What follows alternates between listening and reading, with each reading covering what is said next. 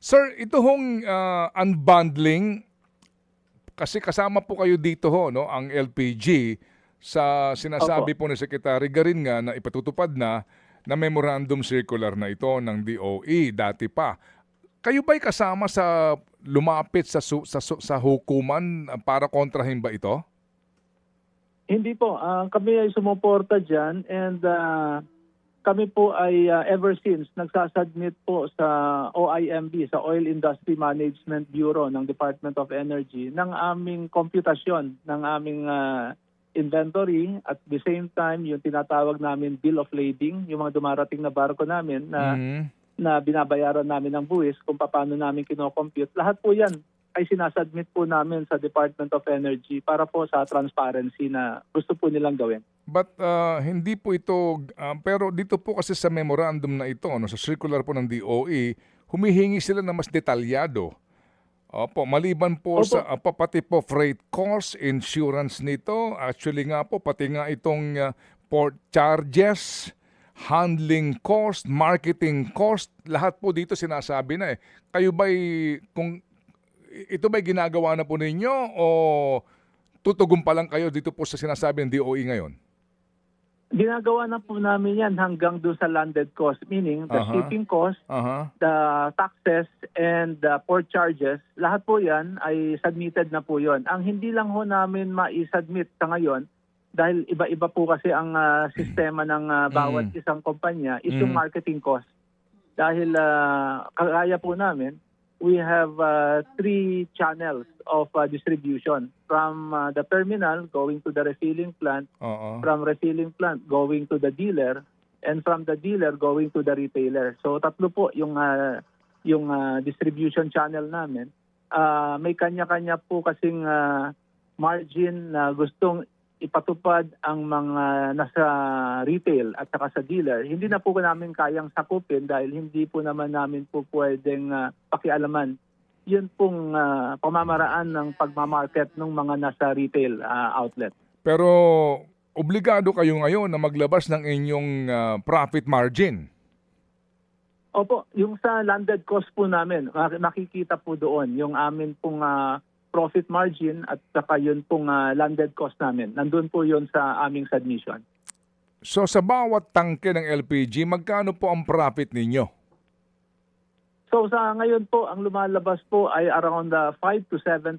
It depends on the season. Yung pong sa landed cost ng isang terminal. Pagdating naman po doon sa per cylinder, yun po ay nagkakaroon ng varies every distribution. Yun po yung medyo mahirap na ipaliwanag on air ngayon. Mhm. Pero yun pong percentage na lang. Po pwede po namin sabihin na ang net percentage po niyan is around 5% ang nagiging profit. Sometimes 3, sometimes 5. That's a net.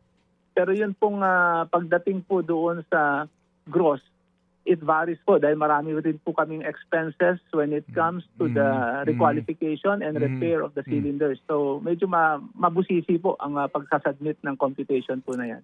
7% per kilogram? Per kilogram po, yun po ay sa gross ng terminal. Sa terminal level, that is a gross. Pagdating naman po doon sa binabanggit kong 3 to 5% na net, that is on the retail side.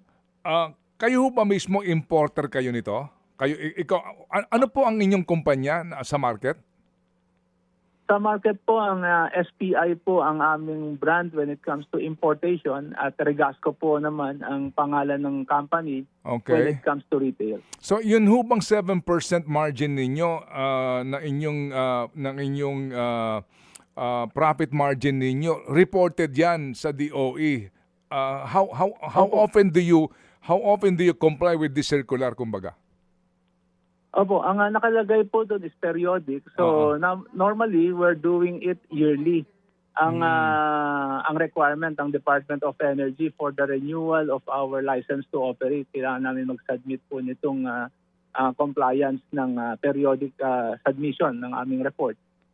Pero because of this crisis sa ngayon, ni-require po nila kami na every shipment ngayon or every month magsasubmit po kami.